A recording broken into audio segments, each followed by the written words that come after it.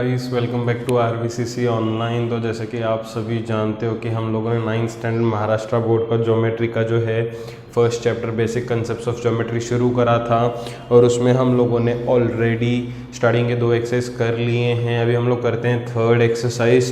तो third exercise में कुल मिला के 2 क्वेश्चंस है। पहला क्वेश्चन जो यहाँ पे है, आपको शायद ये दिखता नहीं होगा, यहाँ पे लिखा है right in if then form, उसके ये 3 स्टेटमेंट्स हैं। दूसरा जो क्वेश्चन है वो है right the converse of following statement, उसके ये 3 क्वेश्चन हैं।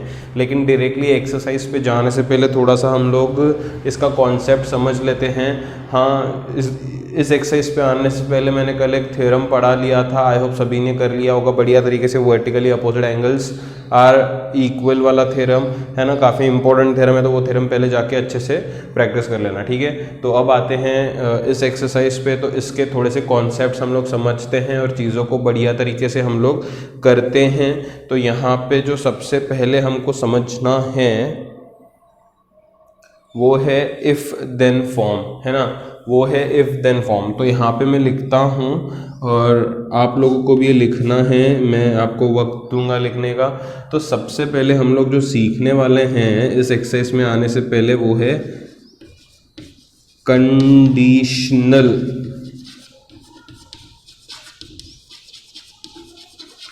स्टेटमेंट, है ना।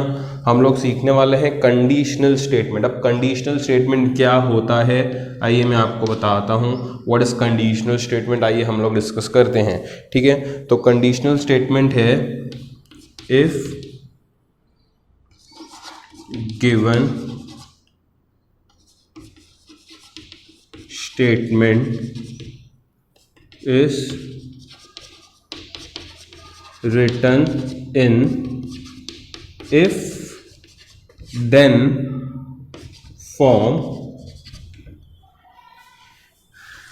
then it is known as conditional statement। अगर कोई भी स्टेटमेंट को हम इफ देन फॉर्म में रिप्रेजेंट करें, है ना, कौन से फॉर्म में रिप्रेजेंट करें, इफ देन फॉर्म में रिप्रेजेंट करें, तो उस स्टेटमेंट को कहा जाता है कंडीशनल स्टेटमेंट, है ना। हमें एक बेसिक सा स्टेटमेंट दिया होगा, मुझे उसे बस इफ देन फॉर्म में लिखना है ना। अगर मैंने उसे इफ देन फॉर्म में प्रॉपरली लिख दिया तो वो बन जाता है कंडीशनल स्टेटमेंट, है ना। तो यहाँ पे इफ देन क्या है पता है कि एक स्टेटमेंट दिया होगा, उस स्टेटमेंट में हम लोग लिखेंगे इफ के बाद उस स्टेटमेंट का कुछ पार्ट, फिर देन के बाद स्टेटमेंट का कुछ पार्ट, है ना। इसलिए ये एक कंडीशन तैयार करता है ना। अगर ऐसा तो वैसा, हिंदी में इसका ये मतलब हुआ ना इफ देन का, राइट। तो ये एक कंडीशन बनाता है, इसलिए इसको कंडीशनल स्टेटमेंट कहते हैं। एक और चीज़ मैं समझा लूँ, सबसे पहली चीज़ जो हमको यहाँ पे याद रखनी है, बात नंबर 1 जो हमें यहाँ पे याद रखनी है वो है इफ देन फॉर्म में लिखना है। कंडीशनल स्टेटमेंट हमेशा इफ देन फॉर्म में आता है। दूसरी बात जो हमें याद रखनी है वो ये कि इफ के बाद जो स्टेटमेंट का पार्ट होगा उसे हम लोग कहते हैं एंटेसेडेंट, याद रखो एंटेसेडेंट। और देन के बाद जो पार्ट होता है उसे हम लोग कहते हैं कॉन्सेक्वेंट, ठीक है। इफ के बाद जो पार्ट होता है एंटेसेडेंट, देन के बाद जो पार्ट होता है कॉन्सेक्वेंट। तो कभी कभी 1 मार्क के लिए पूछते हैं कि write antecedent and consequent from given statement. तो इफ के बाद जो पार्ट होगा वो एंटेसेडेंट में लिखना है, देन के बाद जो पार्ट होगा वो कॉन्सेक्वेंट में लिखना है, ठीक है। तो आई होप आप सभी को कंडीशनल स्टेटमेंट का मतलब समझ में आ गया। What is conditional statement, if we represent any statement in if then form, then it becomes a conditional statement where part of statement after if is antecedent and part of statement after then is consequent। Clear है। जैसे for example, इसका हम लोग example भी लेते हैं। यहाँ पे मैं एक एग्जाम्पल लिखता हूँ,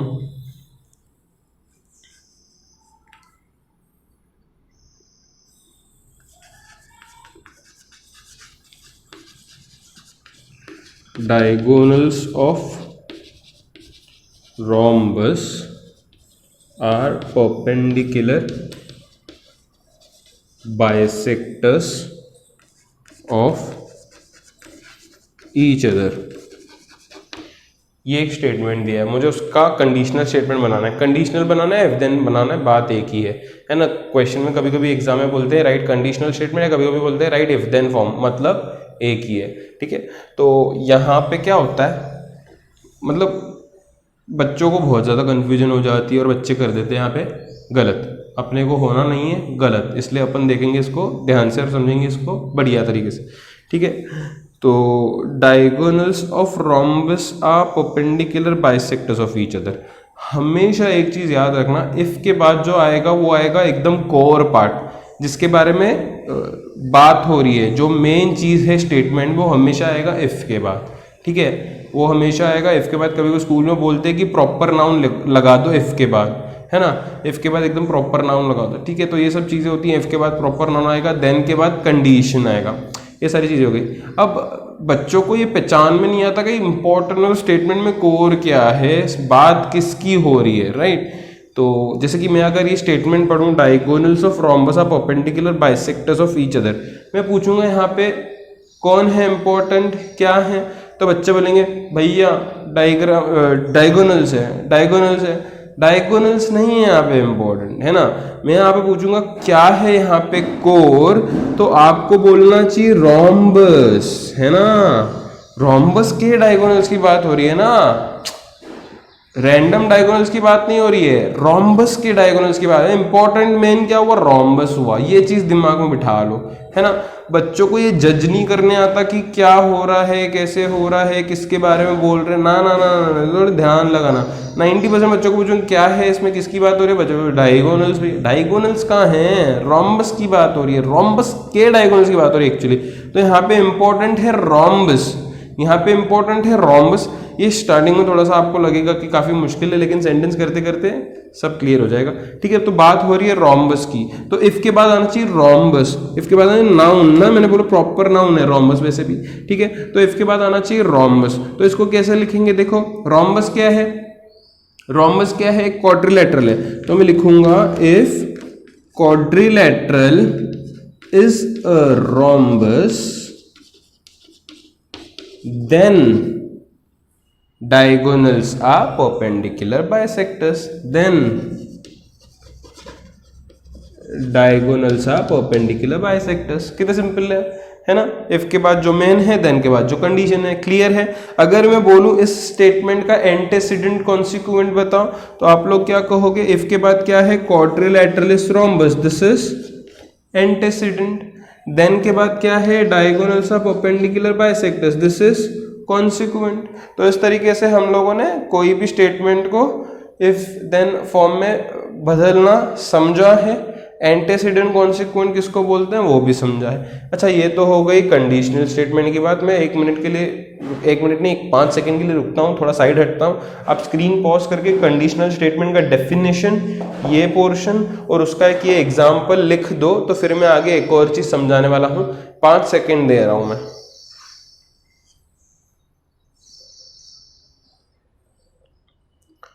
चलो, स्क्रीन पॉज करके सबने लिख लिया होगा, तो फिर आगे बढ़ते हैं हम लोग। कंडीशनल स्टेटमेंट के बारे में समझ लिया। कंडीशनल मतलब क्या, स्टेटमेंट को इफ देन फॉर्म में रिप्रेजेंट करना है, और कुछ नहीं, ठीक है, और कुछ नहीं। अब बढ़ते हैं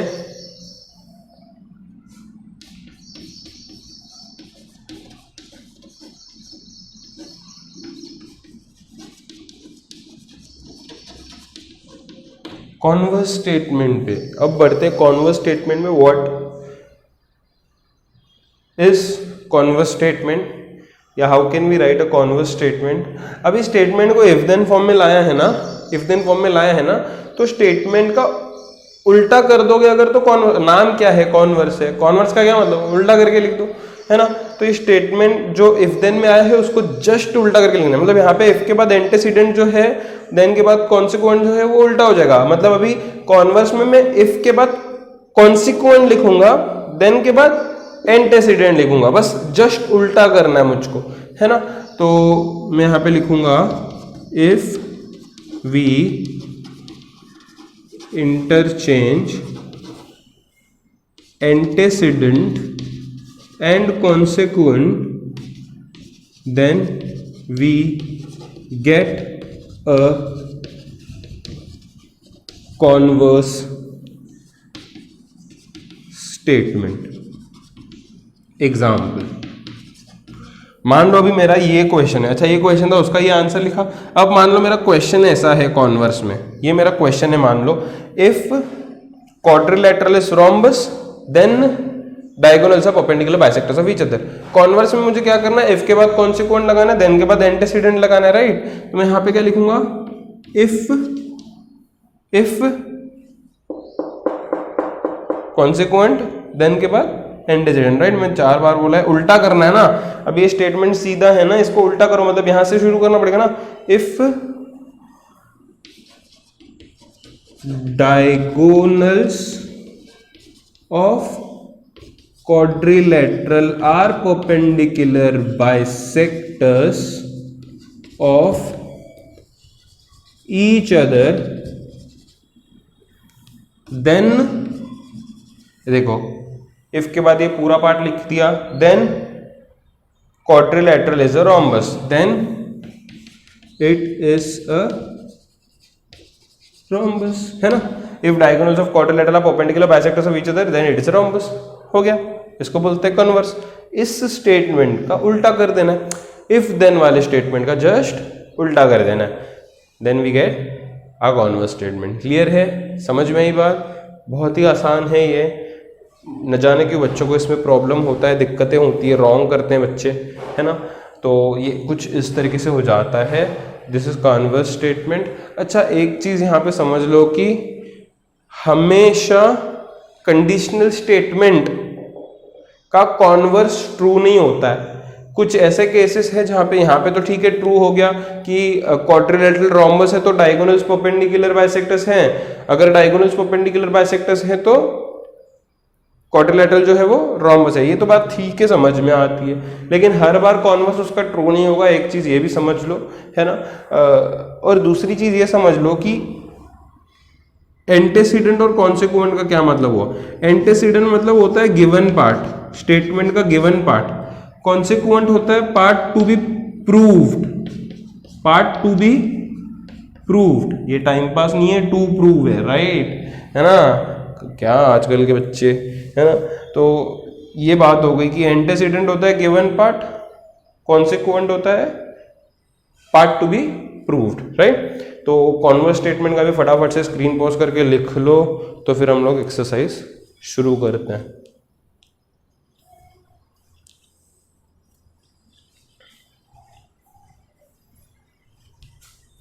आई होप सभी ने लिख लिया होगा, मैं यहां से ही इरेज करता हूं, है ना, ताकि हम लोग एक्सरसाइज के सॉल्यूशंस लिख सकें।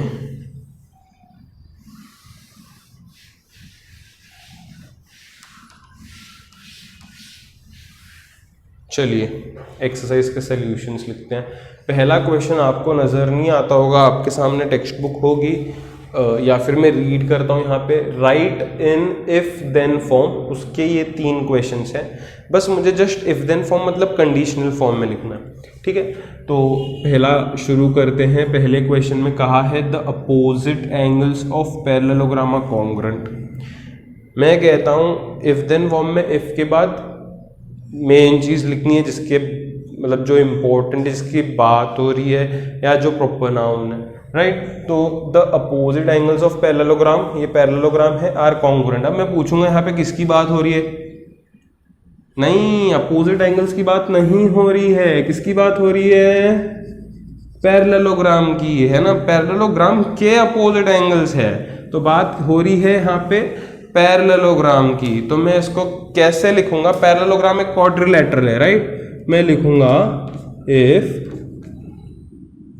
Quadrilateral is a parallelogram, then के बाद उसका कंडीशन लिखो, then opposite angles, then opposite angles are congruent. कितना सिंपल है। अब ये बन गया इफ देन फॉर्म। अब इसका कॉन्वर्स भी लिख सकते हैं, इसका कॉन्वर्स भी लिख सकते हैं, वो डिस्कस करते चलते हैं, ठीक है। उससे क्या होगा और भी अच्छे से समझ में आ जाएगा। ये पार्ट हो गया इफ के बाद अपना एंटीसीडेंट, है ना, अपना एंटीसीडेंट। ऐसे समझाने के लिए कर रहा हूँ, हालांकि फर्स्ट क्वेश्चन का आंसर सिर्फ इतना ही है जो मैंने बोर्ड पे लिखा है, ऐसे समझाने के लिए थोड़ा सा एक्स्ट्रा है ना। देन के बाद जो होता है वो होता है कॉन्सेक्वेंट, है ना। हमको बस ये स्टेटमेंट लिखना था, ये आंसर हो गया अपना। ये एंटीसीडेंट है, कॉन्सिक्वेंट है, कॉन्वर्स में उल्टा करना है ना। कॉन्वर्स में स्टेटमेंट को उल्टा कर देना है, कॉन्सिक्वेंट पहले आएगा, एंटीसीडेंट बाद में आएगा। तो मैं इसको कैसे लिखूंगा, if opposite angles of quadrilateral are congruent then quadrilateral is a parallelogram. I hope सभी को समझ में आता होगा। कॉन्वर्स में बस मैंने उल्टा लिखा है इसको, ठीक है। इसमें कुछ ज्यादा दिमाग लगाने वाली बात तो है नहीं, राइट। सेकेंड क्वेश्चन पे बढ़ते हैं। The diagonals of rectangle are congruent. फिर मैं पूछूंगा किसकी बात हो रही है, किसकी बात हो रही है, डायगोनल्स की नहीं ना, रेक्टेंगल की बात हो रही है। रेक्टेंगल के डायगोनल से तो बात हो रही है यहाँ पे रेक्टेंगल की। तो रेक्टेंगल है मुद्दे वाली बात, तो उसको इफ के बाद लाना पड़ेगा। मैं इसको लिखूंगा if quadrilateral is a rectangle then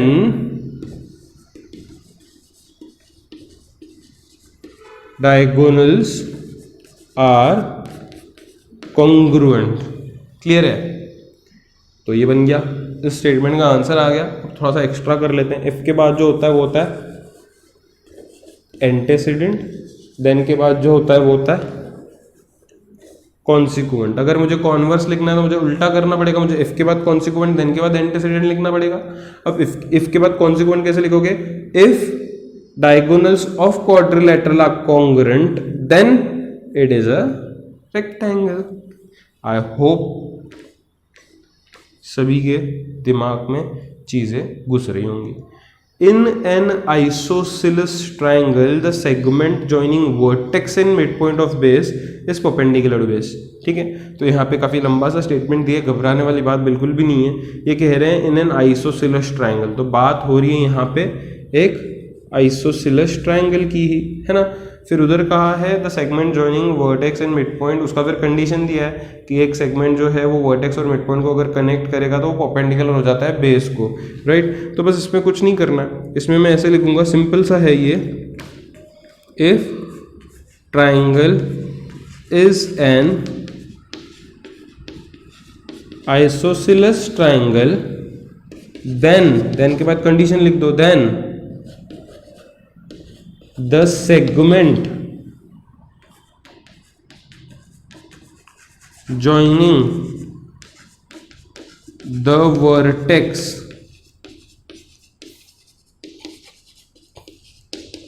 and midpoint of base is perpendicular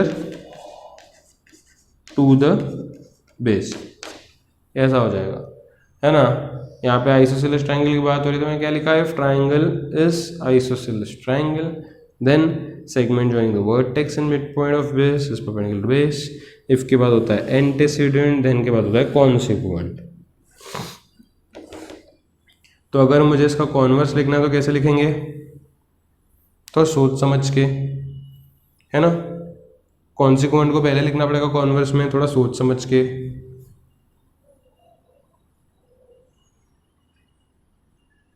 कैसे लिखेंगे देखो, if the segment joining the vertex and mid point of base of triangle is perpendicular to base then the triangle is isosceles triangle. Easy. तो this is how we write statements in if then form. I hope सभी को समझा होगा। अब बढ़ते हैं अगले Roman number पे, जहाँ पे कहा है right converse of following statements. तो मुझे यहाँ पे कॉन्वर्स लिखने हैं, कुछ गिवन स्टेटमेंट्स हैं उनके कॉन्वर्स लिखने हैं, ठीक है। तो कॉन्वर्स के बारे में भी हमने पढ़ा था। तो यहाँ पे कहता है the alternate angles formed by two parallel lines and their transversal are congruent. तो क्या बोला है, alternate angles formed by two parallel lines and their transversal are congruent. तो समझने वाली बात यह है कि ये इफ देन फॉर्म में है या नहीं। कॉन्वर्स इफ देन फॉर्म से बनाना आसान होता है, डायरेक्टली बना सकते हो, लेकिन कंफ्यूजन होने के चांसेस एक्सट्रीमली हाई हैं। तो मेरी अगर सुन के चलना है सभी को, तो कभी भी कॉन्वर्स स्टेटमेंट अगर इफ देन फॉर्म में नहीं है तो पहले उसको इफ देन फॉर्म में रफ साइड में लिखो, फिर रफ साइड से देख के आप उसका कॉन्वर्स बना लो, ठीक है। तो यहाँ पे हो रही है बात alternate angles formed by two parallel lines and their transversal are congruent. अब मैं पूछूंगा यहाँ पे मैन कौन है? अल्टरनेट एंगल्स मेन नहीं है, मेन है टू पैरेलल लाइंस, है ना। पैरेलल लाइंस के अल्टरनेट एंगल्स होते हैं, पैरेलल लाइंस के, जैसे यहाँ पे बोला है अपोजिट एंगल्स, पैरेललोग्राम के अपोजिट एंगल्स, यहाँ पे बोला है डायगोनल्स, रेक्टेंगल के diagonals, alternate angles, parallel lines के अल्टरनेट एंगल्स होते हैं। ओके, तो बात हो रही है टू पैरेलल लाइंस की। यहाँ पे बोला है alternate angles form by two parallel lines in the transversal are congruent. तो इसको इफ देन फॉर्म में लिखोगे तो कैसे लिखोगे? If two lines are parallel then alternate angles formed by two lines and transversal are congruent। अगर ध्यान से देखोगे तो ये कुछ ऐसा हो जाएगा, देखिए यहाँ पे कैसा हो जाएगा, है ना। If two lines are parallel then alternate angles formed by lines and their transversal are congruent. Simple सी बात है। अब ये इफ देन में तो ला दिया, अब इसका कॉन्वर्स करना है, मुझको कॉन्वर्स करना है। इफ के बाद होता है एंटीसीडेंट, देन के बाद होता है कॉन्सिक्वेंट। तो कॉन्वर्स में इफ के बाद कॉन्सिक्वेंट लिखना है ना। मैं क्या लिखूंगा? If alternate angles formed by two lines and transversal are congruent then two lines are parallel। Simple सी बात है, ठीक है। if alternate angles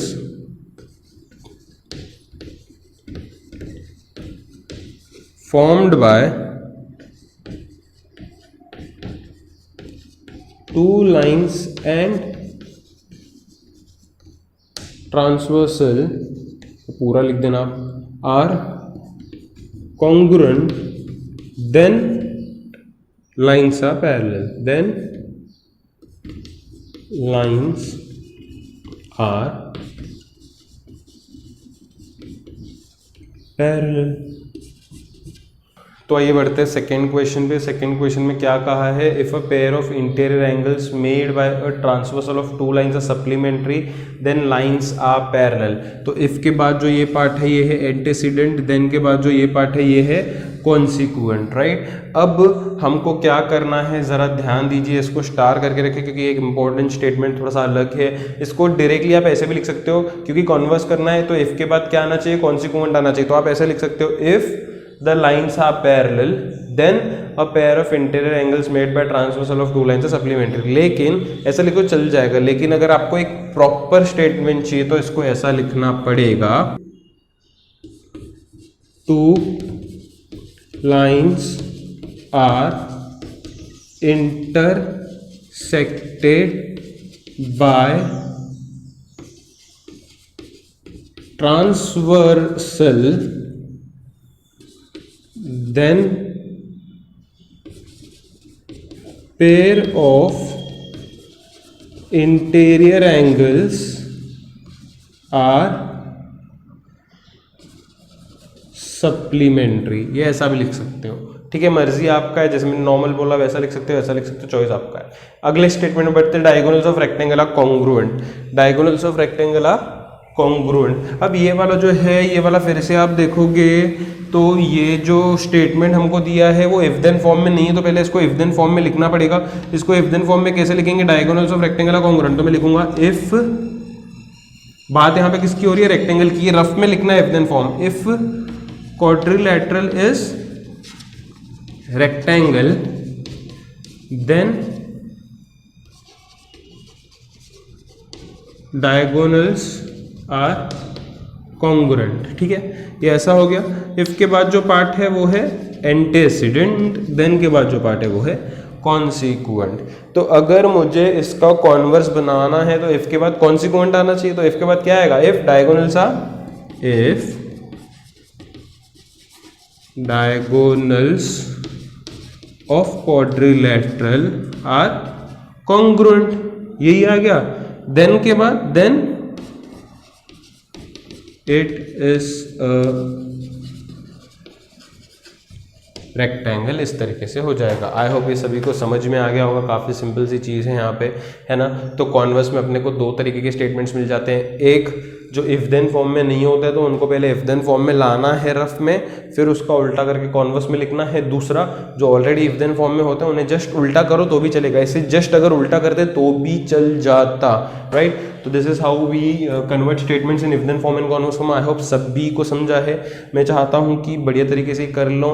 मुझे नहीं पता बच्चों को क्या दिक्कत होती है, इतना तो आसान है, मैंने बहुत आसान तरीके से ये ले लिया है, ठीक है। तो मैं चाहता हूँ कि आप सभी इसको बढ़िया तरीके से प्रैक्टिस कर लो और अपने दोस्तों के साथ भी शेयर करो जिनको इसमें प्रॉब्लम हो रहा है, ठीक है। फिर जल्द ही मिलेंगे अगले जो है वीडियो में, और हम लोग शुरू करेंगे उसमें प्रॉब्लम सेट और उसे सॉल्व करेंगे बहुत ही आसान तरीके से।